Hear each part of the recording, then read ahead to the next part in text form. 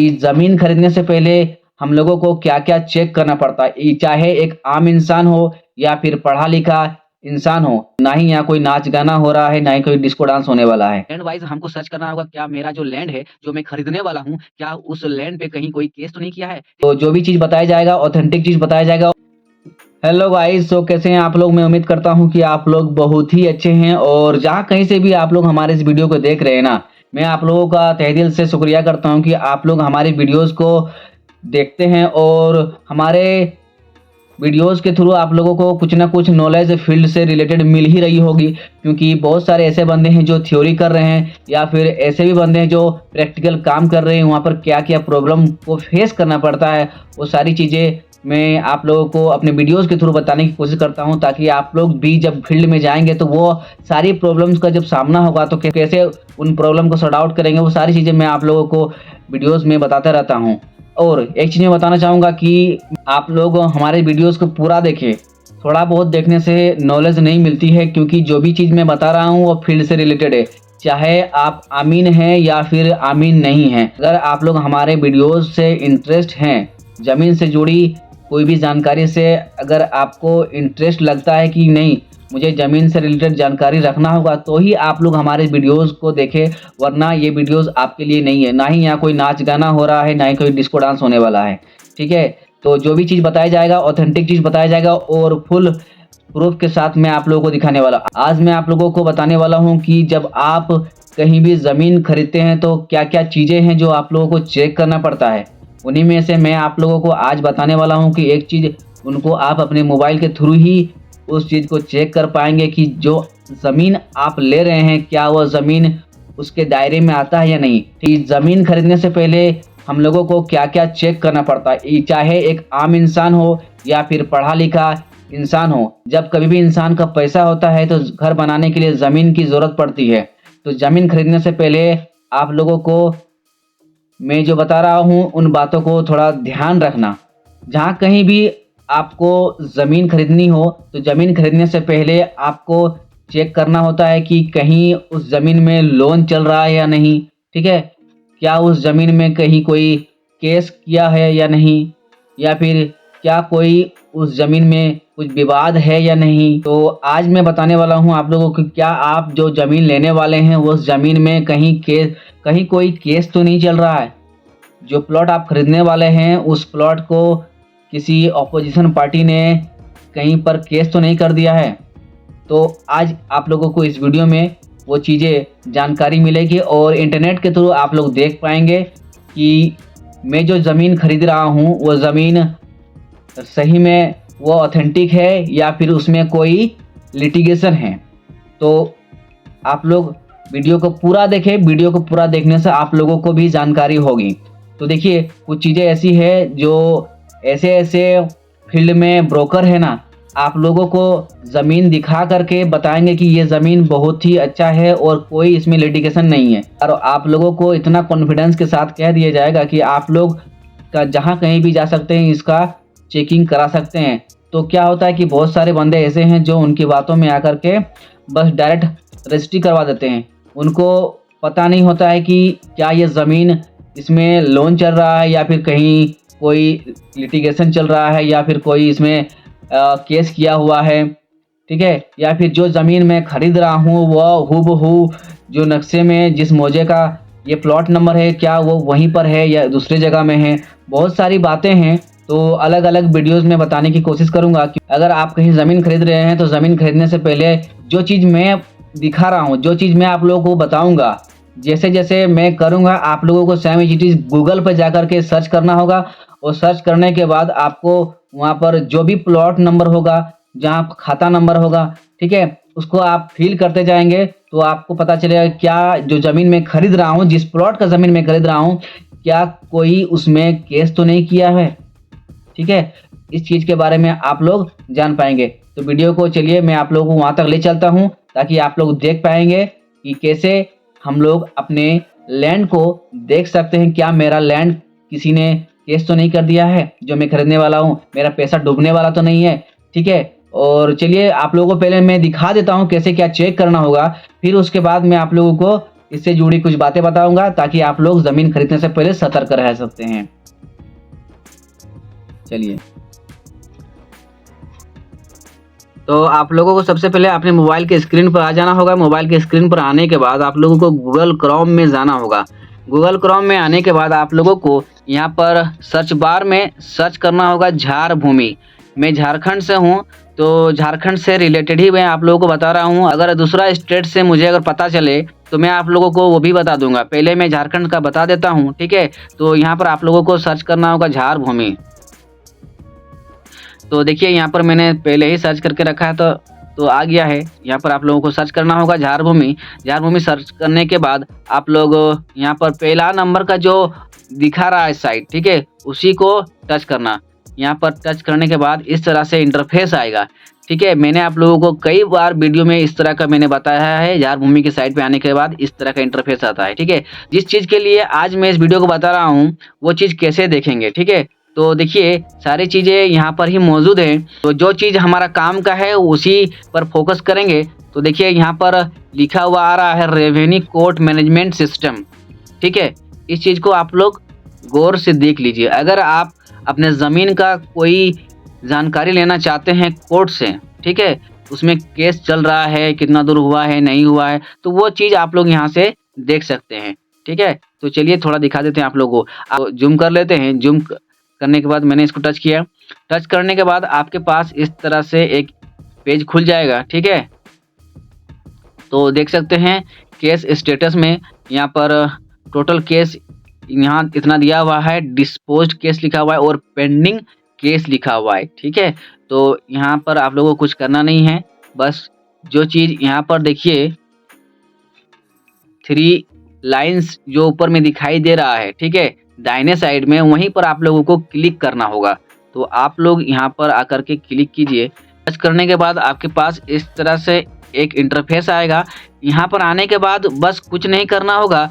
बस देखिए यहाँ पर जो सर्च लिखा हुआ है, ठीक है, जो सर्च लिखा हुआ है उसी पर आप लोगों को टच करना होगा इस जगह में, ठीक है। यहाँ पर आप लोग क्लिक करेंगे।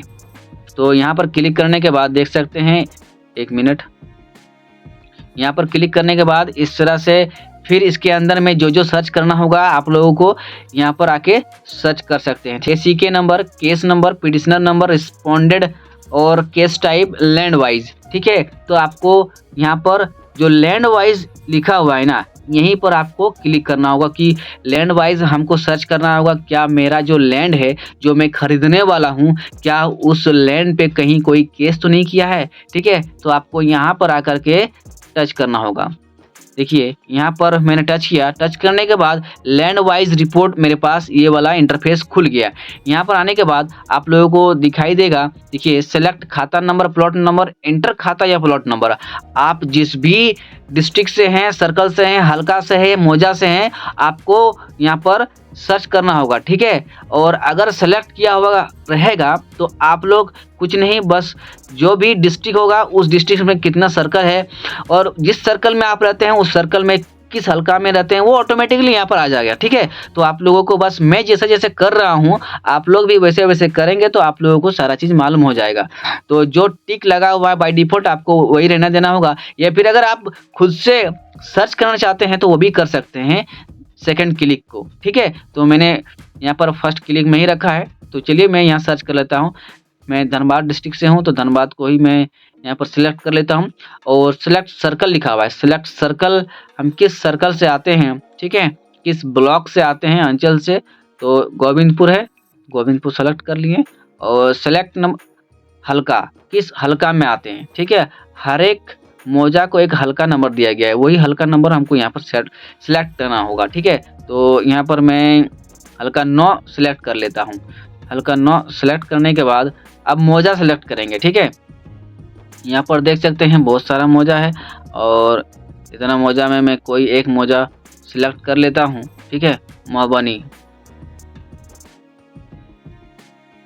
इसको सेलेक्ट करने के बाद अब प्लॉट नंबर, ठीक है, तो खाता नंबर, खाता, देखिए महोबनी मैंने सेलेक्ट किया, उसके बाद खाता नंबर आ गया, ऑटोमेटिकली आ जाएगा, ठीक है, खाता 67। अब इस खाता में कौन कौन सा प्लॉट है जो केस किया हुआ है वो आ जाएगा यहाँ पर, देखिए प्लॉट नंबर, तो इतना सारा प्लॉट है ना जिसमें केस चल रहा है, तो आप लोगों को यहाँ पर आके सर्च करना होगा। जो भी प्लॉट आप खरीद रहे हैं, ठीक है, फिजिकल में तो आप देख लिए कि वो प्लॉट अच्छा जगह में है, उसका लोकेशन भी अच्छा है, लेकिन नक्शा में भी एक बार चेक कर लेना, ठीक है।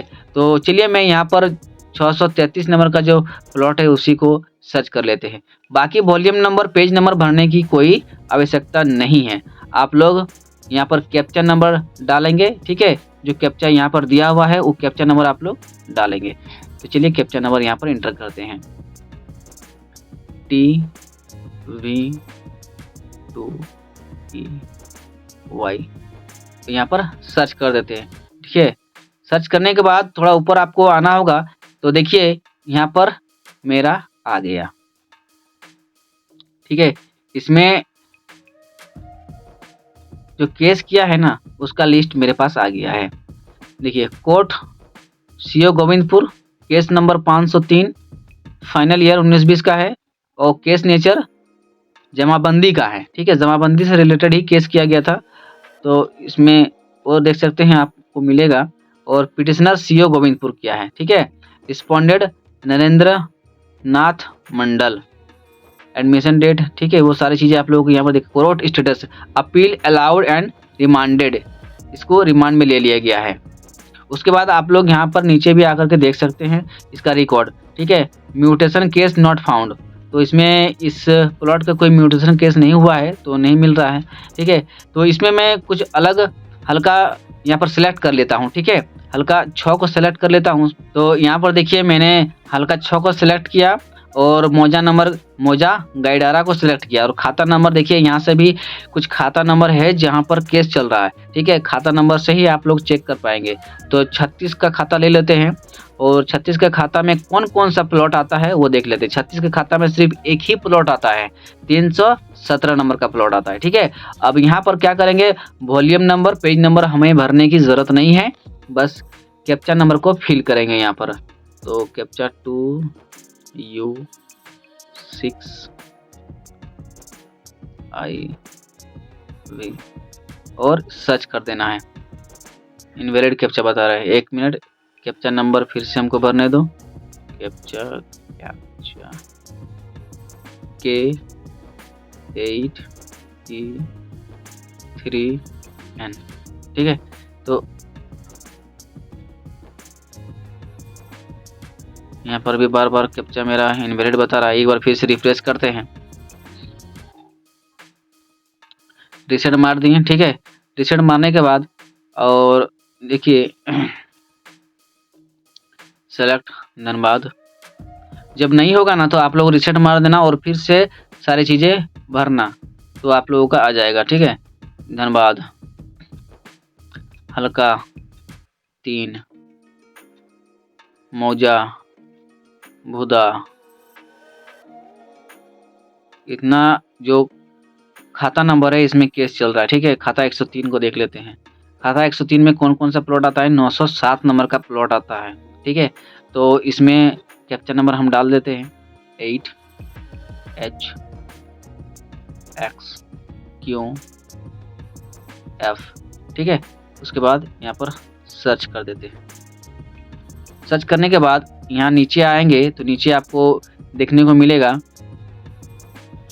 देखिए कोर्ट यहाँ पर है, case number, final year, case nature, petitioner, किसने पिटिशनर किया, और रिस्पोंडेंट कौन है, ठीक है। तो ये सारी चीज़ें आप लोगों को दिखाई देगा। इसी तरह आप लोगों को अपना जो प्लॉट खरीदेंगे उसमें चेक करना पड़ता है, तो इस तरह से आप लोग चेक करेंगे, ठीक है। तो चेक करने के बाद इसके बाद यहाँ म्यूटेशन वाला भी आप लोगों को दिखाई देगा, और किसी और दिन बताएंगे कि म्यूटेशन को आप लोग कैसे ऑनलाइन स्टेटस चेक कर सकते हैं, वो सारी चीज़ें आप लोगों को बता दिया जाएगा धीरे धीरे, ठीक है। तो इस तरह से चेक होता है। अगर यहाँ पर आप लोग देखिए रीसेट मार दीजिए एक बार। रीसेट मारने के बाद इंटर खाता और प्लॉट नंबर, ठीक है। तो यहाँ से आपको खुद इंटर करना पड़ेगा। सेलेक्ट डिस्ट्रिक्ट, धनबाद, ठीक है, और सर्कल गोविंदपुर ले लेते हैं। गोविंदपुर हल्का 10 ले लेते हैं, हल्का 10 में, ठीक है। आसना, मौजा आसना, खाता नंबर देखिए यहाँ पर आ रहा था ना ऑप्शन, यहाँ पर कोई ऑप्शन नहीं आएगा। आप यहाँ पर सर्च कीजिए 580 नंबर का 115 खाता का 55 54 लेते हैं, 54 खाता, अपने से कुछ भी भर देना, ठीक है।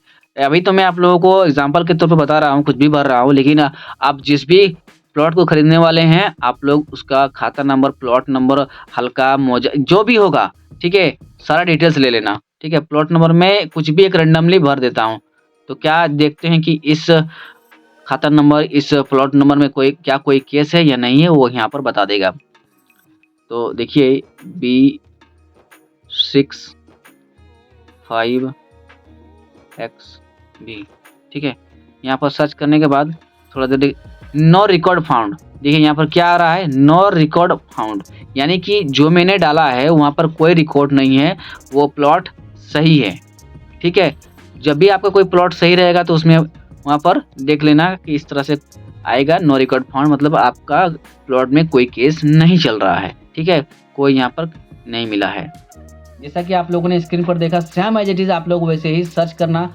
आप जिस प्लॉट को खरीदने वाले हैं, ठीक है, वो सारा डिटेल्स उस ब्रोकर से लेकर के सर्च करेंगे तो वो आपको मालूम पड़ जाएगा कि जो मैं प्लॉट लेने वाला हूँ, जहाँ पर मैं पैसा लगाने वाला हूँ, क्या वो सही है या फिर कोई झोल है, ठीक है। वो सारी चीज़ें आपको मालूम पड़ जाएगा।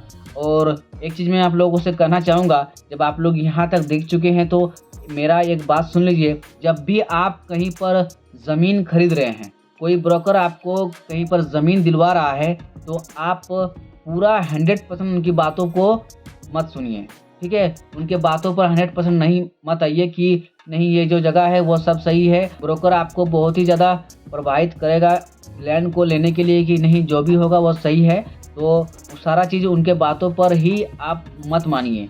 कुछ चीज़ें आप खुद से भी वेरीफाई कीजिए, क्योंकि जब आप किसी जगह पर लाखों रुपया लगा रहे हैं तो 2-4 हज़ार रुपया वहाँ पर लगा करके कोई आमीन को बुला करके आप वेरीफाई करवा लीजिए कि जो मैं प्लॉट खरीद रहा हूँ, क्या वो प्लॉट जो मुझे ब्रोकर ने बताया था, क्या वो सेम एज इट इज़ उसी जगह पर है या फिर किसी दूसरे जगह पर है, या फिर क्या वहाँ उस लैंड में कोई केस चल रहा है। तो वो सारी चीज़ें एक अमीन ही आपको बता सकता है, ठीक है। तो सबसे बेस्ट होगा कि आप जब भी कभी कहीं पर ज़मीन खरीदने वाले हैं, लाखों रुपया लगाने वाले हैं ज़मीन पर अपने घर बनाने के लिए, ठीक है, अपना सपनों का घर बनाने वाले हैं, तो आप लोग अपने खुद के वेरीफाई के लिए एक अमीन रख लेना, ठीक है।